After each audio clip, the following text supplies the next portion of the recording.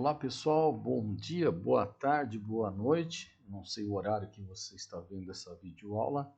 Que Deus possa te abençoar grandemente. Quero orar contigo para que nós possamos agora entrar no santo lugar no tabernáculo. Pai, nós queremos te louvar, queremos te bendizer. Obrigado, Senhor, por este tempo, Senhor, de comunhão, tempo de crescimento, de estudo. Senhor, pedimos que o Teu Espírito revela a nós, Senhor, aquilo que o Senhor tem para nós. Revela, Senhor, o tabernáculo, Senhor, na pessoa de Cristo. Revela, Senhor, aquilo que o Senhor escondeu a Deus, deixou oculto, Senhor, para aqueles que não querem intimidade contigo, mas aquilo que o Senhor revela para os seus. Fala conosco, nós oramos e te agradecemos em nome de Jesus. Amém? Meu amado, vamos adentrar, né? Temos falado até aqui do átrio, né? Na última aula, falamos de que todas as pessoas poderiam entrar no átrio, né? Onde tinha o altar de holocausto e a bacia de bronze. Agora nós vamos adentrar no santo lugar. Este lugar, aqui tem um véu que separa, né, a Arca da Aliança, no Santo dos Santos. Mas o santo lugar é este lugar onde temos 3 utensílios. Tem a mesa dos pães, né, a menorá e o altar de incenso. É neste lugar agora que nós vamos trabalhar. Neste lugar, somente os sacerdotes poderiam entrar e ministrar neste lugar. Mas vamos lá, vamos seguir a nossa apostila. Uma grande e exuberante cortina com 5 metros de altura, sustentada por 5 colunas, revestidas de ouro e suas bases de bronze, era colocada na entrada do santo lugar. Aqui somente sacerdotes, Arão e seus filhos, poderiam entrar e mais ninguém. Aqui tem algumas revelações. Jesus Cristo, né? Ele é o caminho, ele é a porta que nos leva a Deus. Está lá em João 10, 7. Que ele é a porta das ovelhas. João 14,6 fala que ele é o caminho e a verdade e a vida, e ninguém vem ao Pai, senão por mim. Essas 5 colunas que está aqui, né, na entrada do santo lugar, elas representam, né, os 5 ministérios dados por Cristo Jesus quando ele é assunto aos céus. Ele leva cativo o cativeiro, está lá em Efésios 4, do 11 ao 14, né? E ele então dá dons aos homens, uns para apóstolos, outros para profetas, outros para evangelistas e outros para pastores, outros para mestres. Os 5 ministérios com o intuito de aperfeiçoamento dos santos. Por quê? Porque esses ministérios, o chamado dele é fazer com que os santos sejam aperfeiçoados, para que eles possam desempenhar o seu serviço no reino, né, para a edificação da igreja, né? E o objetivo é esse, até que seja o Cristo seja revelado por completo, até que chegue na varonilidade perfeita, até que chegue na estatura, né, do pleno, né, conhecimento de Cristo Jesus e também na unidade da fé. Esse é o objetivo. Então, os ministérios, 5 ministérios, esse é um ministério, são os dons de Jesus, né? A gente sabe que existem os dons, né, do Espírito Santo, também tem os dons do Pai. Esse é de Jesus para aperfeiçoamento da casa de Deus, que somos nós, somos templos do Espírito. Vamos continuar. As suas bases eram de bronze, né, que revelam todo o ministério que requer, né, sacrifício, entrega, ser provado e aprovado pelo fogo de Deus. Né? Temos o texto aí, eu vou ler alguns, outros não, tá bom? Para que a gente possa ganhar um tempo e até porque a gente tem as bases aí, a gente tem que estar lendo, procurando, e eu peço que vocês o façam. O santo lugar revela o ministério de Cristo que está habitando, tabernaculando entre os homens. No santo lugar haviam 3 peças ou 3 utensílios que se destacam, que é a mesa dos pães, ou mesa da proposição, ou da presença, né? Temos o candelabro de ouro, ou menorá, e o altar de incenso, o segundo altar. O primeiro altar estava lá no átrio, que era o altar de holocausto, e agora, ou altar de sacrifício, e agora temos no santo lugar este altar de incenso. Aqui está uma figura, né, dessa mesa, a mesa dos pães. A base bíblica está em Êxodo, né, do 25, do 23 ao 30, leia em casa. Temos 2 colunas de pães, né, com 6 pães cada lado, totalizando 12 pães, representando aí as tribos de Israel. Ela também tinha as hastes aqui para transporte, argolas, era uma mesa, né? Essa era a mesa. Então vamos ler. Ao entrar no santo lugar, à sua direita, à direita do sacerdote, o sacerdote ele vinha e ele se deparava na sua direita com a mesa dos pães. E essa mesa revela Jesus, que é o pão da vida. Né? Está lá em João 6,51, onde Jesus, alimentando uma multidão, né? Na multiplicação dos pães, dos peixes, ele fala: eu sou o pão vivo que desceu do céu. Se alguém dele comer, viverá eternamente. E o pão que eu darei pela vida do mundo é a minha carne. Jesus fala: aquele que não comer da minha carne, não beber do meu sangue, não tem parte comigo. Então ele é o pão, ele é o pão da comunhão. Esses pães eram sem fermentos, e o fermento na Bíblia, né, representa pecado, e Jesus não habitou pecado nenhum em Jesus. Ele veio santo, foi santo e ainda é santo. Né? E está lá em 1 Coríntios 5, 7 ou 8, que diz: lançai fora o velho fermento. Né? E aí, todo um texto para que a gente possa ler também em casa. Essa mesa fala de comunhão, ela tem que ser preservada a todo custo, porque essa comunhão com Cristo dentro do tabernáculo é muito importante. A mesa fala de revelação também, a mesa fala de intimidade, fala de um relacionamento e de comunhão.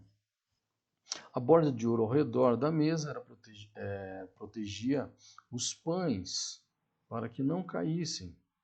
Os 12 pães eram do mesmo material, peso e tamanho, quer dizer, não tinha, mostrando que eram todos iguais, não tinha nenhuma parcialidade, nenhum era diferente, maior, menor, mais gordinho, mais macio, não, era a mesma característica, né? Esse aqui então é o terceiro utensílio, que nós estamos vindo de fora para dentro do altar do holocausto, a pia de bronze, e agora nós passamos pela mesa, né, dos pães. Então, a nossa visão de homem é de fora para dentro. A visão de Deus é de dentro para fora. A nossa visão é do átrio até o santo dos santos. A visão de Deus é do santo dos santos, que é do céu para a terra. Então, tinham 6 pães cada lado, 2 pilhas. No Antigo Testamento representa as 12 tribos de Israel, e hoje ela representa a ceia, né? A ceia do Senhor. Eu me alimento de Cristo. Na Páscoa, Jesus disse: esse é o meu corpo que foi partido por vós.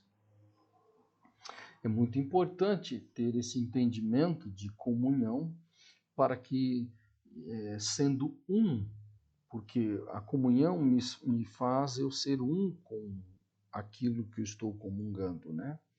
Então, sendo um, nós também temos esta aliança, nós temos tudo em comum, vem dessa palavra comunhão, né? Em comum. Você percebe que muitas vezes nós estamos no mesmo lugar, nós falamos que estamos em comunhão, mas não estamos. Alguém, ele tem fome, ele tem sede, ele busca e o outro despreza, né? No seu coração. Né? Jesus fala: vocês com os lábios me honram, mas os seus corações estão longe.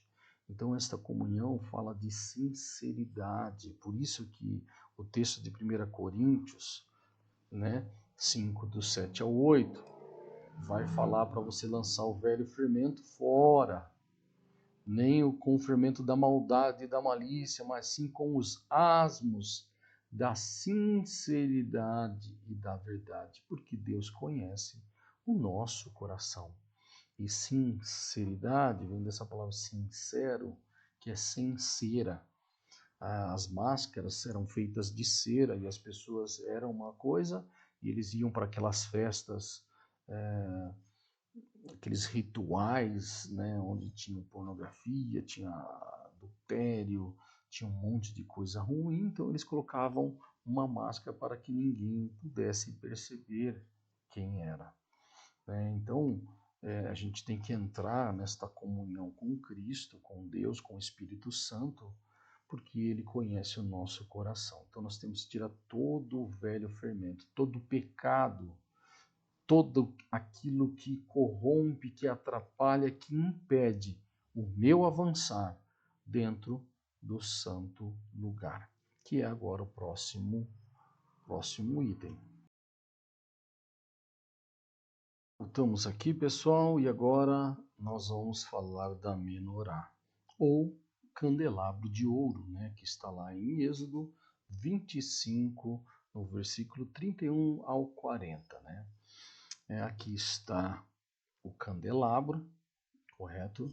É uma peça muito importante também, é uma peça com as 7 lâmpadas, né, aqui acesas.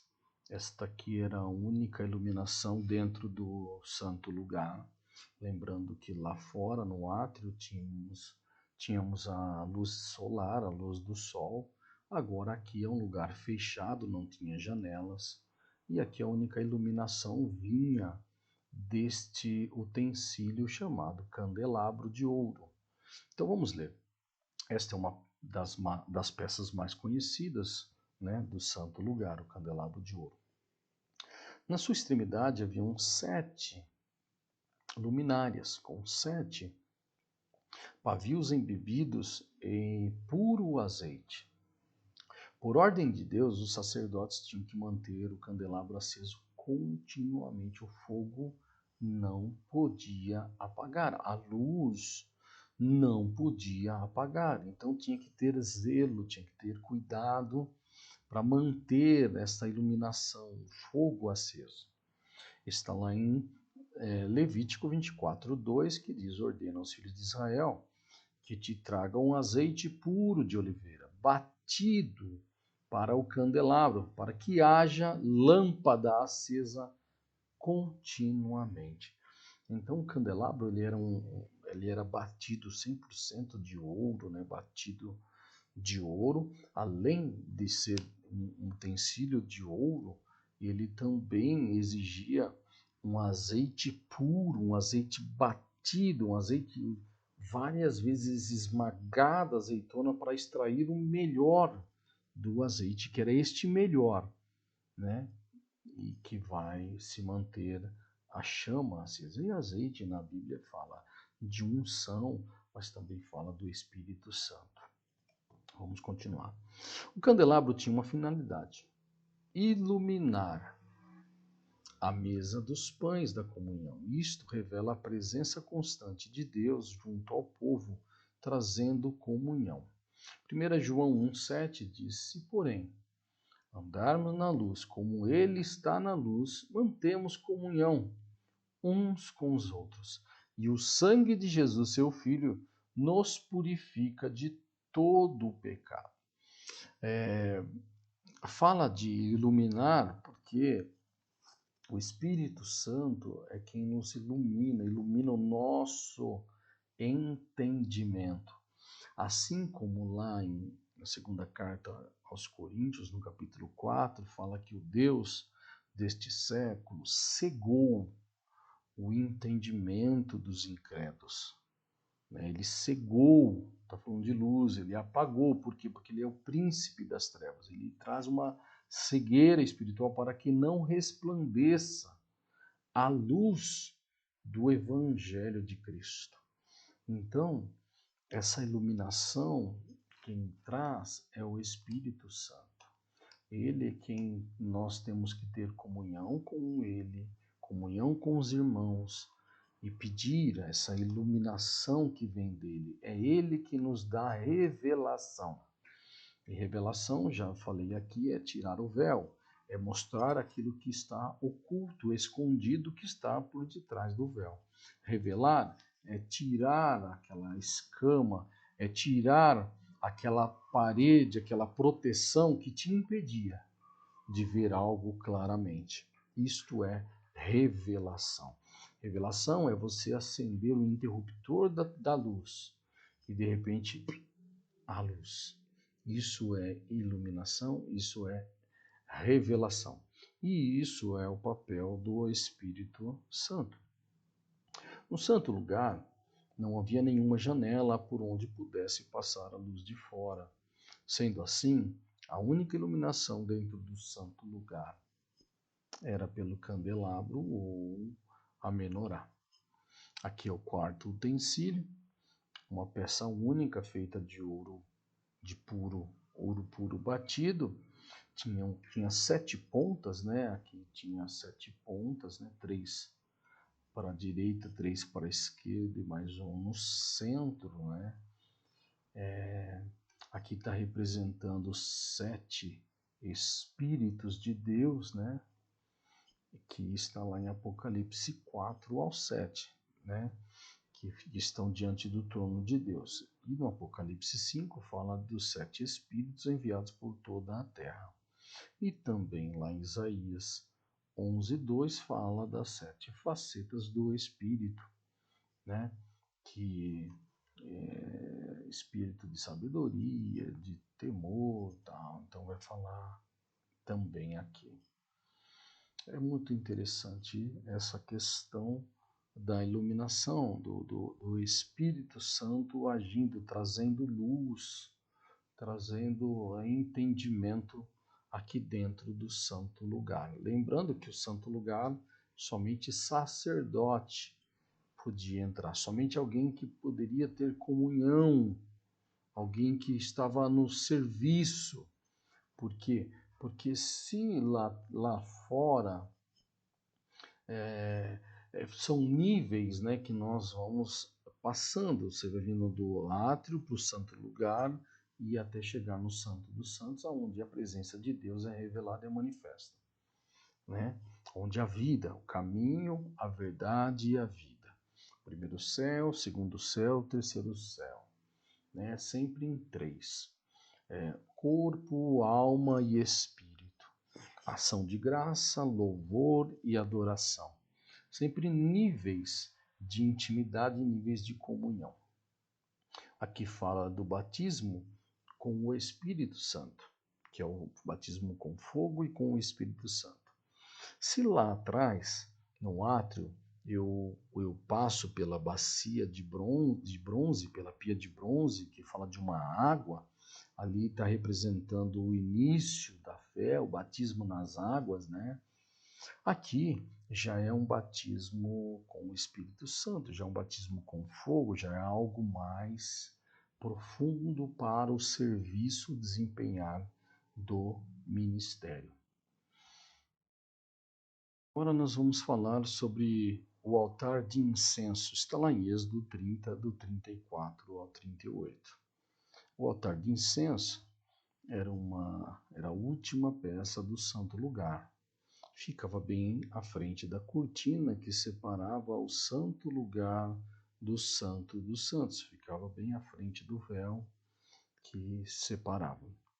O incenso aromático era feito de 3 especiarias ricas e raras e que não foram identificadas até hoje. O incenso era queimado utilizando as brasas. Isso é importante a gente enfatizar. Eram as mesmas brasas que o sacerdote removia do altar do sacrifício. E aqui você vai ver a palavra de Deus, pessoas que erraram porque apresentaram um fogo estranho, um fogo diferente daquilo que deveria apresentar. Nadab e Abiú, filhos de Arão, foram fulminados. O altar de incenso revela o ministério de Jesus como nosso intercessor, cujas orações em nosso favor estão sempre diante de Deus. Apocalipse 8, do 3 ao 4, que diz assim: Veio outro anjo e ficou de pé junto ao altar com um incensário de ouro. E foi-lhe dado muito incenso para oferecê-lo com as orações de todos os santos sobre o altar de ouro que se acha diante do trono. Lembra que ele fica de frente com o santo lugar onde tinha um véu que separava. E de frente estava a Arca da Aliança com o propiciatório. E o propiciatório representa, essa tampa, né, representa o trono de Deus. E aqui que fala que o altar de ouro que se acha diante do trono. E da mão do anjo subiu a presença de Deus a fumaça do incenso, com as orações dos santos. Aqui era o quinto utensílio, né? Agora é o terceiro utensílio dentro do santo lugar, o último. Agora sendo então o quinto. É o segundo altar, sendo que o primeiro é o altar de holocausto, lá fora no átrio, e agora um altar de ouro, né, que está bem de frente, aqui bem de frente com esse véu do Santo dos Santos. Feito de ouro, estas brasas eram tiradas do altar de holocausto. Lembra que o começo é lá atrás, é lá na porta. Primeiro de tudo é cruz, é você passar pelo altar do holocausto. Se você não respeitar esses processos e passar por cada utensílio e entender o que significa, nós nunca revelaremos Cristo em nós, ou chegaremos diante da presença no Santo dos Santos e teremos uma manifestação da presença, da glória de Deus que está lá no Santo dos Santos. Por isso que precisamos respeitar e entender, ter o entendimento de o que representa cada utensílio, né, nesta jornada dentro do tabernáculo. Então a única chama que poderia estar ali era esse fogo tirado do altar de holocausto. Por isso, Nadab e Abiú foram fulminados perante o Senhor, porque trouxeram fogo estranho. Por quê? Porque o fogo que trouxeram não era o fogo tirado do altar de holocausto. Né? Todo fogo que não passa pela cruz é estranho. Todo fogo que a alma não é purificada para transformar o caráter é estranho, é complicado, tem que tomar muito cuidado. Então, estamos aqui de frente com a porta da vida. Se o caminho é lá no átrio, a verdade é no santo lugar, agora eu já estou prestes para entrar na vida.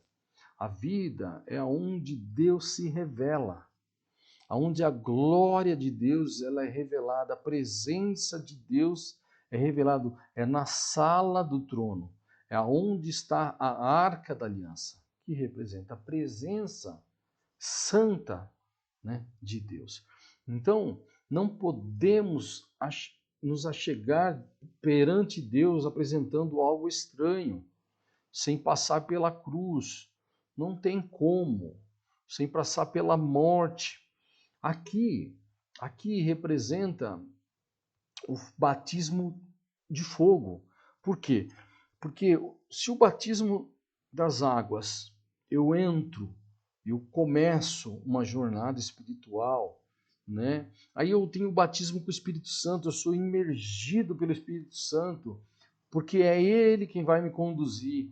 E agora eu tenho que desapegar das coisas erradas que eu tinha na minha alma. Né? Tirar os preconceitos, os pensamentos errados. Eu achava que era certo. Então, eu vou ser provado. Agora, eu preciso receber este batismo de fogo. Por quê? Porque eu tenho que apresentar um fogo correto, um fogo santo, que passa pela cruz. Eu tenho que pegar aquela minha cruz e carregar, se eu quero seguir a Cristo. né? Jesus, ele mostrou um novo e vivo caminho.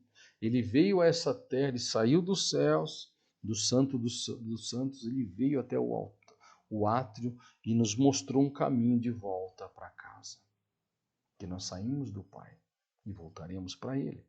O céu não é o nosso destino, mas é a nossa origem. É isso que nós temos que entender, né? Se a gente não entender a nossa origem, a nossa pátria, que a Bíblia fala, não é daqui, é do céu, a gente acaba se misturando, se contaminando com as coisas aqui dessa terra. Então é muito importante esse batismo também para que a minha alma seja aperfeiçoada e eu possa desempenhar um bom papel aqui ministrando, porque no santo lugar é um lugar de serviço.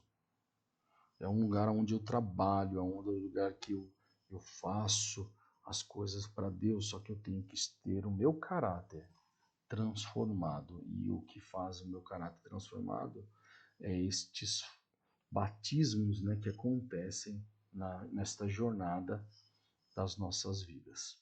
Que o batismo do fogo tem a ver com o batismo da alma. Se lá atrás, lá tem a ver com o corpo, o batismo das águas, né? Porque aí eu estou entrando no corpo, eles estão vendo, é uma declaração pública, né? Homens, anjos estão vendo essa declaração, né? Agora não, agora é um batismo íntimo que está se dando na alma. Vamos aqui, vamos entrar agora no Santo dos Santos, ou Santíssimo Lugar, né? Que é dentro do santuário, né? Dentro do tabernáculo, só que aqui tinha um véu, né? Agora nós vamos adentrar além do véu, que é no Santo dos Santos, onde a glória de Deus era revelada, onde Deus falava através do sangue que era derramado no meio dos querubins, onde somente o sumo sacerdote podia entrar uma vez por ano, no dia do juízo, no dia do Yom Kippur, no dia da expiação.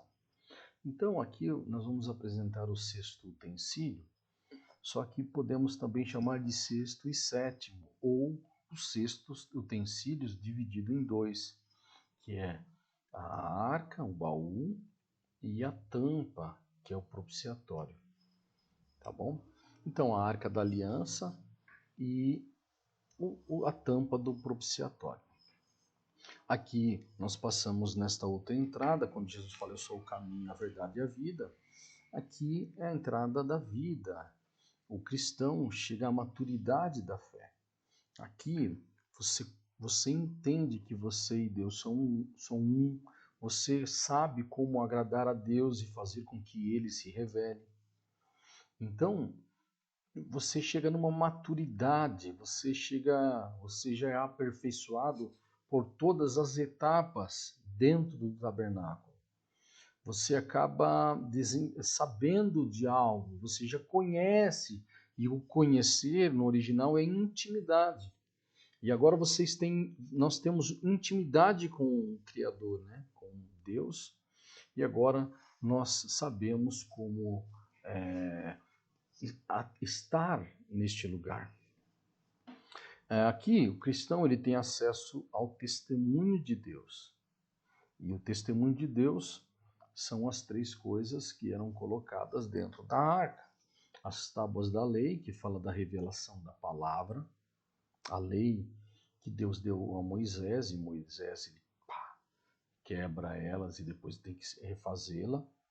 A vara de Arão que floresceu, que fala de ressurreição dos mortos, né, que fala deste poder do Espírito Santo, né, de fazer acontecer. E temos o pote de maná, que é o alimento sólido, maná, que era a provisão de Deus no deserto, né, quando Deus liberta o povo do Egito e está a caminho de Canaã. Então aqui é um testemunho, por isso que fala que é a arca do testemunho. Aqui é o testemunho de Deus, da fidelidade de Deus e também o testemunho da infidelidade do homem, né?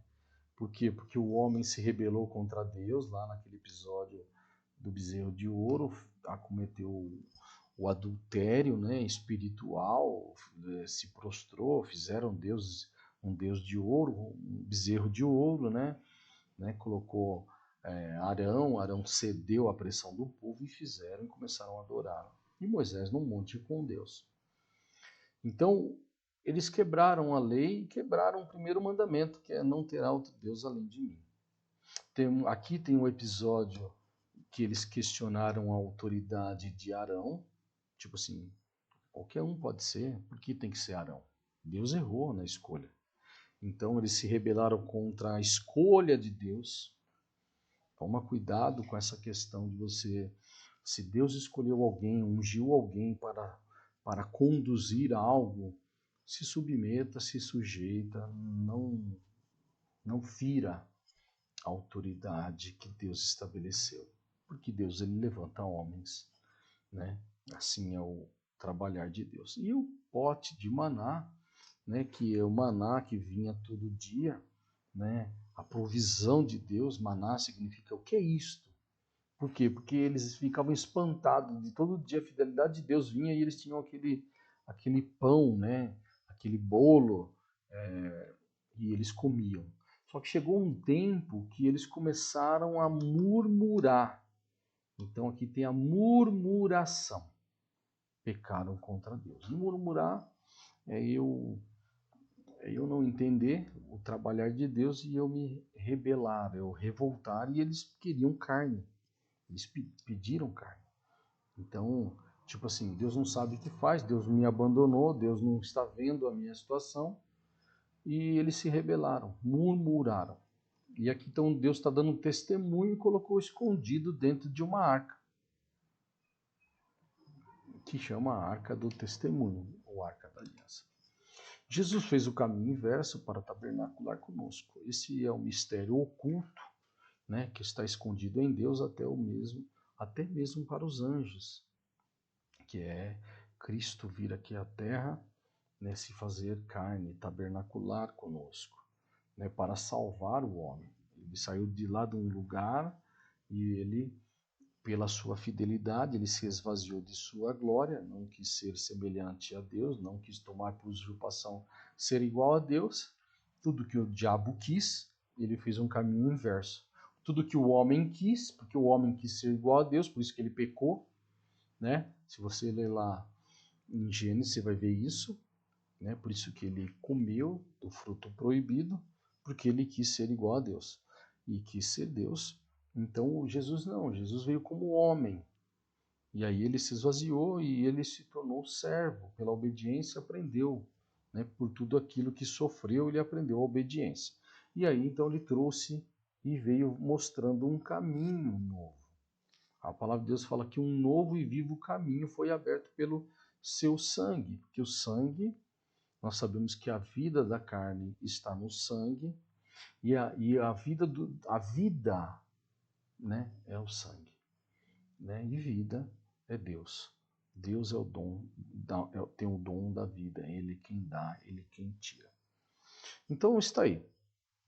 O Santo dos Santos, o lugar santíssimo, era onde o divino se encontrava com o humano, era a fusão. Aqui era o lugar onde o sumo sacerdote, que significa, né, principal sacerdote, alguém que tinha túnicas diferentes, um papel diferente, alguém que era escolhido por Deus, entrava uma vez por ano para oferecer o sangue. Sempre sangue. Por isso que a Bíblia fala que o sangue de Abel clama até hoje, está lá em Hebreus, né? Aqui é sobre o propiciatório, né? Ele aspergia o sangue. Está lá em Hebreus 9,7 que diz: mas no segundo, o sumo sacerdote, ele sozinho, uma vez por ano, não sem sangue, que oferece por si e pelos pecados da ignorância do povo. Olha que interessante. O povo cego é um povo ignorante, ou um povo ignorante é um povo cego. Por quê? Porque ignorância é falta de conhecimento, né? E a cegueira é falta de luz. E se eu não conheço, eu não tenho luz. Por isso que eu tenho que passar pela menorá, pelos 7 Espíritos de Deus, pela iluminação do Espírito Santo, que abre o meu entendimento, que eu consigo agora entender as coisas de Deus. Então o diabo ele aprisiona pela falta de entendimento, ou falta de luz, ou pela ignorância. Por isso que você vai ler lá que o Deus desse século, né, cegou o entendimento.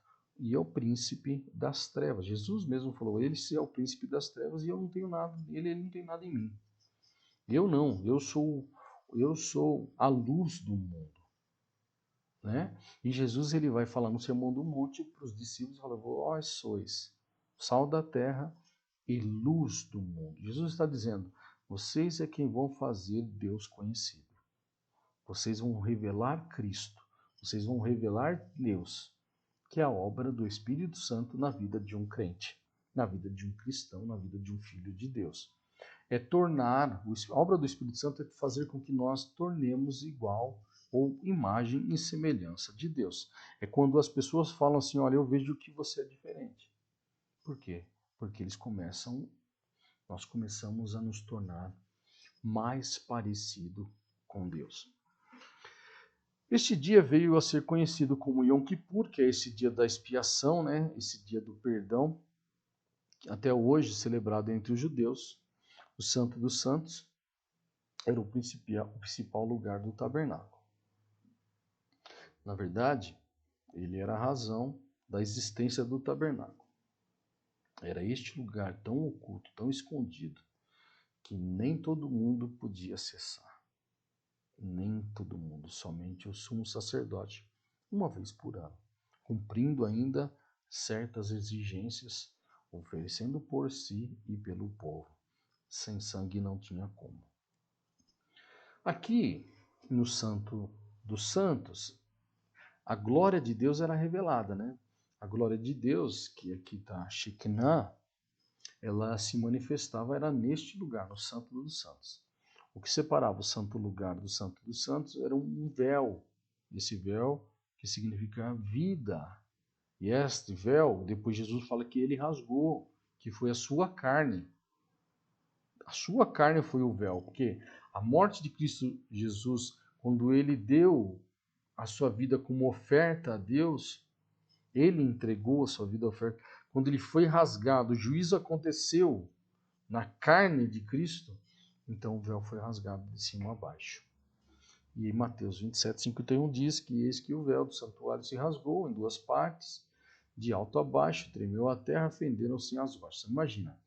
Você imagina agora uma pessoa que vai ali, um sacerdote ou qualquer uma outra pessoa, ele não consegue ver o Santo dos Santos porque tem um véu. Agora você imagina que esse véu rasgado, a pessoa olha lá de fora e fala, puxa, agora eu tenho acesso, agora eu posso entrar. Agora algo aconteceu e agora ele começa a ver, né, que ele também vai poder entrar, porque aquilo que impedia já não impede mais.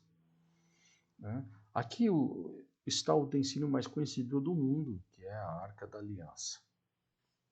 E daqui a pouco nós vamos voltar a falar sobre a Arca da Aliança. Vamos falar agora, né, da Arca da Aliança ou Arca do Testemunho, que está em Êxodo 25, do 10 ao 22 e do 37, do 1 ao 9. A Arca da Presença de Deus, ou Arca do Testemunho, ou Arca da Aliança, era um utensílio dividido em 2 peças. Uma sendo a arca, ou caixote, né, e a outra a tampa, né, ou propiciatório. Não é verdade? Um era a caixa, que era a arca, e a tampa que ficava em cima. Então aqui tinha a caixa, onde estavam as tábuas da lei, a vara de Arão que floresceu e o pote de maná. E aqui era a tampa que encaixava perfeitamente. Era como se aquilo que o humano e o divino tendo uma fusão, um encaixe perfeito. Então vamos lá. A arca era uma caixa de madeira de acácia, revestida de ouro por dentro e por fora, e uma tampa de ouro puro chamada propiciatória. Então a arca, ela era feita de madeira de acácia. E a madeira de acácia, ela fala dessa natureza humana nossa, natureza humana, ela era uma madeira meio que torta, dura, que estava no deserto. E o ouro fala da divindade, né? Então tinha por dentro a humanidade, mas era revestida, era blindada, né? Essa caixa de ouro. Estou falando da caixa, até porque o propiciatório era de ouro batido, puro. Dentro da arca tinha os 3 objetos, que eram as tábuas da lei, o pote de maná e a vara de Arão que floresceu. Sobre o que esses objetos falam, né? O que Deus queria revelar, então nós precisamos também estudar cada objeto para também entender um pouquinho mais desse mistério que é Cristo revelado, que é Deus habitando no meio dos homens. As tábuas da lei. Então aqui, as tábuas da lei eram as palavras da aliança que o Senhor havia feito com Israel, com o povo, né? E o povo havia quebrado, né? Deus então renovou a aliança e ordenou que as novas tábuas fossem guardadas como testemunho. Então, o que é um testemunho? É assim, ó, Deus é fiel e está te dando algo. O homem é infiel e está quebrando o mandamento. Então, existem testemunhos, né? Olha lá, Deuteronômio 10:5 que diz: Virei-me e desci do monte e pus as tábuas na arca que eu fizera, e ali estão, como o Senhor me ordenou. A primeira tábua foi feita com o dedo de Deus. A segunda foi Moisés que escreveu, porque lá ele jogou e quebrou as tábuas. Né? Até um ato profético, né, de Moisés, né, porque as primeiras leis ela condenava o homem, né, porque não matarás, não furtarás, não sei o que, não, né? Sempre não, porque fala do coração duro de pedra do homem.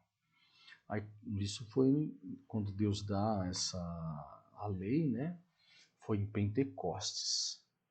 E lá em Pentecostes, quando o derramar do Espírito Santo vem, né? Ali então Deus, eles já não falavam mais. Quando o Espírito Santo de Deus, eles começaram a falar em outras línguas e eles falavam das grandezas de Deus.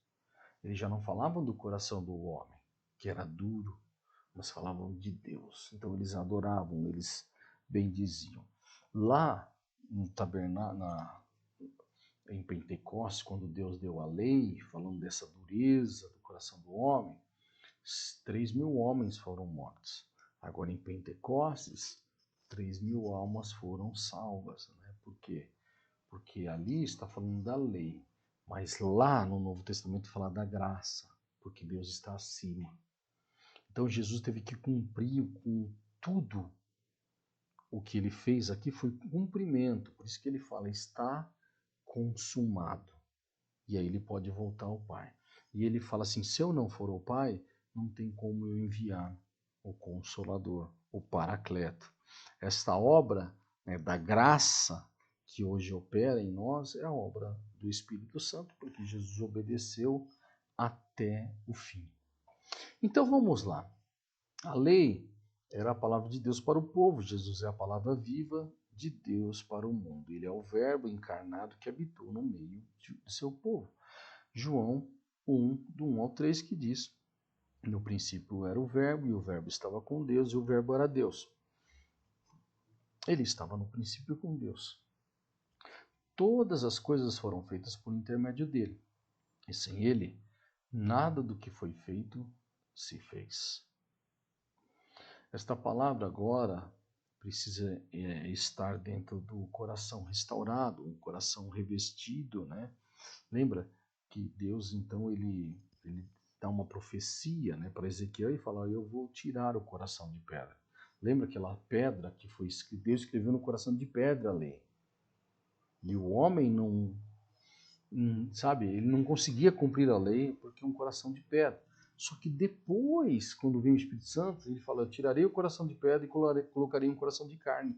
E agora eu vou escrever neste coração, né, a minha lei. Então lá, 2 Coríntios 3,3 diz que estando já manifestos como carta de Cristo, produzida pelo nosso ministério, escrita não com tinta, mas com o Espírito de Deus vivente, não em tábuas de pedra, como era escrita as leis, né? Mas em tábuas de carne, isto é, nos corações. Então, antigamente, é como você vai caminhar numa praça e lá no exterior tinha uma placa escrita assim: não pise na grama. E você olhava, você não pisava, sem entender. Mas você não pisava porque está escrito. Hoje esta placa não está mais no exterior. Não pise na grama. Hoje quem está escrita no nosso coração. Hoje quem fala é o Espírito Santo dentro de nós. Então, quando a palavra está em nós, e aí o Espírito Santo é quem convence do pecado, da justiça, do juízo, ele lembra. Então, se você está fazendo algo e você pisa na grama, de repente vem aquela voz: "Oh, meu, você fez errado. Ih, você pisou na bola. Meu, você não devia ter feito isso." Aí ele te lembra, e aí você volta e pede perdão, né? Essa obra é obra do Espírito Santo. O pote de maná. Durante 40 anos de peregrinação no deserto, Deus sustentou seu povo com maná. Nada faltou. Até porque Salmos 23:1 diz que o Senhor é meu pastor e nada me faltará. Ele não me faltará. Nada vai me faltar se ele está comigo, né? Se eu sou um com ele. Deus queria mostrar com isso que Jesus seria a nossa provisão e a provisão diária. Em todo o tempo da nossa jornada, ele é o pão que desceu do céu. João 6:32. Né? Que a gente já leu esse texto, mas está escrito aí: replicou Jesus: em verdade vos digo, não foi Moisés quem vos deu o pão do céu. O verdadeiro pão do céu é meu Pai quem vos dá. O vara de Arão que floresceu, vamos continuar. Este foi um dos episódios tristes onde Israel questionou a autoridade de Deus, a autoridade de Moisés e de Arão como seus líderes e murmuraram contra Deus. Números 17:10 que disse o Senhor a Moisés: torna a pôr o bordão Arão perante o testemunho. Eles tinham que levar todas as varas, cada príncipe, cada tribo, cada cabeça, colocar no santo dos santos, diante da arca da aliança. E aí diz assim: para que se guarde por sinal para filhos rebeldes. Assim farás acabar com as murmurações contra mim, para que não morram. E Moisés fez assim como lhe ordenara, assim fez. A vara de Arão aponta para a ressurreição de Cristo, né, de Jesus, aquele que estava morto, mas venceu o poder da morte, e assim como a vara de Arão, cortada da terra, voltou a florescer. A vara de Arão era um cajado sem tudo aparado, né, só madeira. E quando ele enterra, o cajado voltou florido. Então Jesus também, quando Jesus ele foi cortado dessa terra e ele foi enterrado, o Espírito da ressurreição, o Espírito Santo, o ressuscita Jesus dentre os mortos. E assim então floresceu novamente. E agora está assentado à destra do Deus Pai. Né? João 11:25 diz: disse-lhe Jesus: eu sou a ressurreição e a vida. Lembre-se que a gente está falando do Santo dos Santos, onde tem a vida, onde está a vida. Onde Deus está. A presença, a glória, a santidade está dentro deste lugar, chamada vida, Santo dos Santos, ou sala do trono. Quem crê em mim, ainda que morra, viverá. E em cima, então, agora da arca, né, nós encontramos o propiciatório. O propiciatório, ou tampa, né, da arca, essa peça era totalmente de ouro. Não tinha nada de madeira. É totalmente divina. Totalmente do céu. Porque ali representa o trono de Deus. Né? Aqui no propiciatório vemos a graça e misericórdia. E graça e misericórdia são bases do trono. Né? Para que o homem né, ele possa chegar nessa presença de Deus. Hebreus 4:16 e Romanos 3, do 24 ao 25. Acheguemo-nos, portanto, confiadamente junto ao trono da graça, a fim de recebermos misericórdia e acharmos graça para o socorro em ocasião oportuna. Sendo justificados gratuitamente por sua graça, mediante a redenção que há em Cristo Jesus, a quem Deus propôs no seu sangue como propiciação, mediante a fé, para manifestar a sua justiça, por ter Deus, na sua tolerância, deixando impunes os pecados anteriormente cometidos. Lembra da longanimidade de Deus? Deus ele está dizendo, aqui é o trono da graça. É por causa deste trono que nós alcançamos a graça. Agora temos que chegar com ousadia, ou, como nós lemos aqui, confiadamente. Por quê? Porque nós sabemos que Deus tem graça e misericórdia. É interessante isso.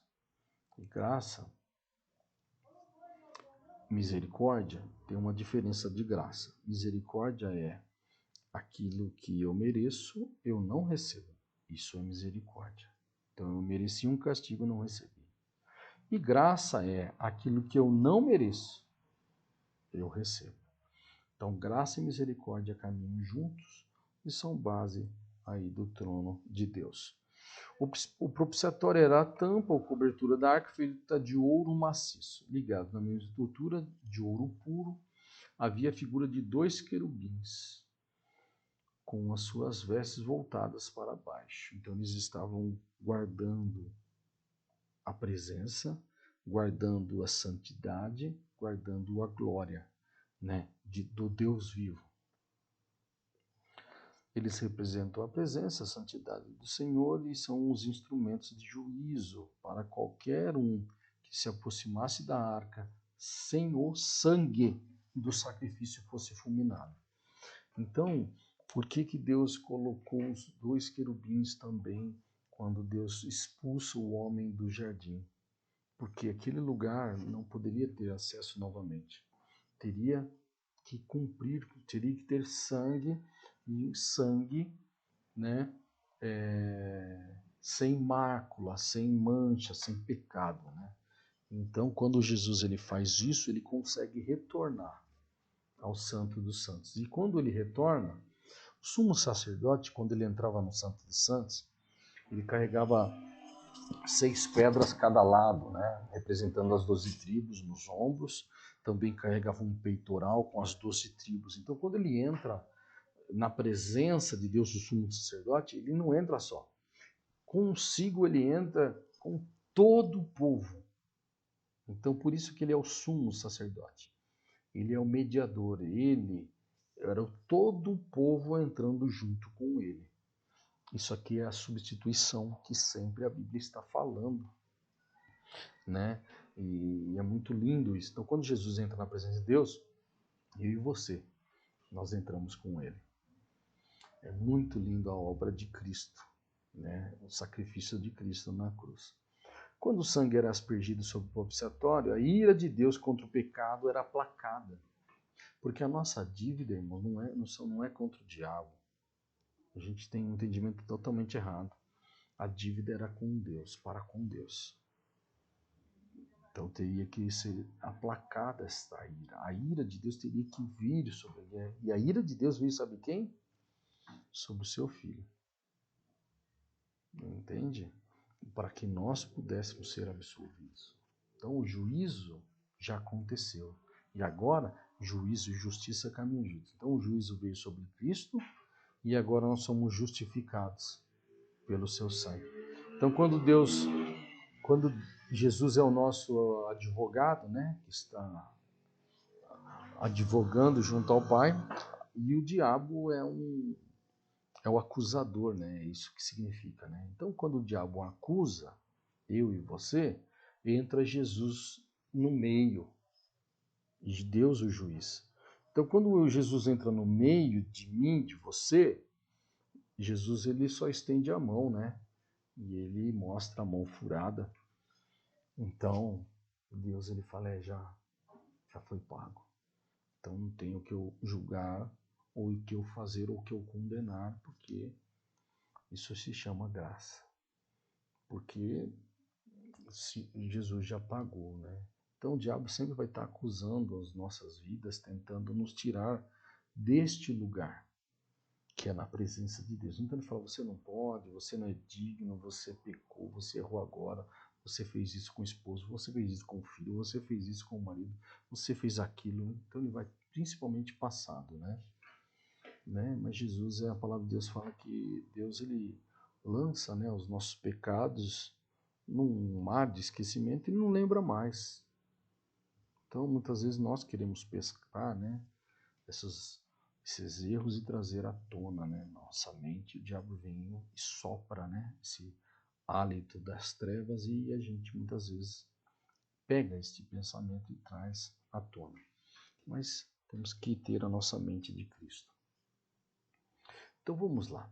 Então, a ira de Deus contra o pecado era aplacada. O Senhor falava com Moisés de cima do propiciatório, né? Está lá em Êxodo 25, 22, que diz assim, ali aonde, em cima da tampa, no propiciatório, virei a ti, e de cima do propiciatório, do meio dos dois querubins, né? O que é querubim? Querubim é guardião. Que estão sobre a arca do testemunho, falarei contigo acerca de tudo o que eu te ordenar para os filhos de Israel. Então Deus falava em cima da tampa. É muito interessante isso, porque é o trono de Deus, né? O propiciatório protegeu o homem de Deus. O mesmo aponta para Jesus. Lembra quando Deus ele vai descer, né? Entregar a lei, entregar os mandamentos? Deus chama Moisés e falou assim, Moisés, eu vou descer, eu vou falar com o povo. Eu quero ir, Deus, no terceiro dia, santifica hoje e amanhã, porque eu descerei no terceiro dia. E no terceiro dia eu vou descer. E aí o povo falou, mas não toca no monte, porque será apedrejado, será fulminado, não importa se é homem, se é animal, não pode. Por isso que Deus fala que ele é um fogo consumidor, ele é santo. E esta natureza do homem não pode, porque o pecado fez separação entre Deus e o homem. Por isso que Deus fala, não, homem nenhum vai me ver, porque se me ver vai morrer. Tem que morrer porque Deus é muito santo. Então quanto mais você se aproxima da santidade de Deus, você tem que ser santo, porque senão traz juízo. E aí então, é isso que acontecia. Então quando Deus vai descer naquela monte, no Monte Sinai, e Deus começou, tocou a trombeta, trovões, relâmpagos, uma nuvem escura, e Deus na nuvem. Quando Deus vai tocar e o povo tem medo. Fala, não, Moisés, deixa Deus falar conosco não, porque senão a gente vai morrer. Fala o Senhor com Deus, que daí a gente vai... Tudo que ele falar para você, você fala para nós, a gente vai obedecer. Aí é o problema, aí se coloca uma pessoa a falar ao seu coração. Então hoje as pessoas esquecem que ela tem acesso à presença de Deus, ela tem acesso a ouvir a Deus sem pontes, a não ser Cristo. Eu estou dizendo assim, sem um papa, sem um padre, sem um pastor, sem um obreiro, sem ninguém. Hoje nós temos acesso pela obra de Cristo Jesus, porque ele nos deu o Espírito Santo. Nós somos o templo do Espírito, o tabernáculo, e agora ele fala conosco. Mas a gente acha que a oração do pastor é mais potente, mais forte. Então a gente começa a eleger um homem sempre para falar o meu coração. Isso aconteceu lá. E hoje se dá uma coisa, que é o pastor Beli, o pastor Rui, o pastor esse, pastor lá, pastor lá. Não, irmãos, a gente estamos aqui para isso. Não estamos isentando de fazer isso. E nós iremos fazer. Mas lembra que você tem acesso, que você pode. Né? Não precisa você transferir, né, esta autoridade, ou você, como que eu posso dizer, não exercer. Você tem que exercer tudo aquilo que Deus te deu, tudo aquilo que Deus... Nós estamos aqui para ajudar. Esse é o nosso papel. Então vamos continuar. Então vamos lá. O propiciatório, ele protegeu o homem de Deus, o mesmo aponta para Jesus, ele está sempre entre Deus Santo e o homem. O sangue aspergido cobria os pecados de toda a nação de Israel. Então lá só cobria no Antigo Testamento. O de Jesus, ele pagou por todos os pecados, desde antes e até depois. Né? Cristo, porém, pelo derramamento do seu próprio sangue, cancelou todos os pecados diante de Deus. Então lembra da cédula de acusação? Ele cravou na cruz. Ele cancelou toda a nossa dívida. Toda acusação agora não tem mais. Por quê? Porque uma vez que nós confessamos e deixamos, pecado confessado é pecado esquecido. Agora temos acesso ao trono da graça. A unidade 6 nós vamos falar um pouquinho mais, mas aqui ele acaba a questão do tabernáculo em si, no sentido de que, conhecendo, mas nós precisamos conhecer mais, porque nós somos este tabernáculo agora, esse templo do Deus vivo. E nós vamos falar um pouco mais na unidade 6.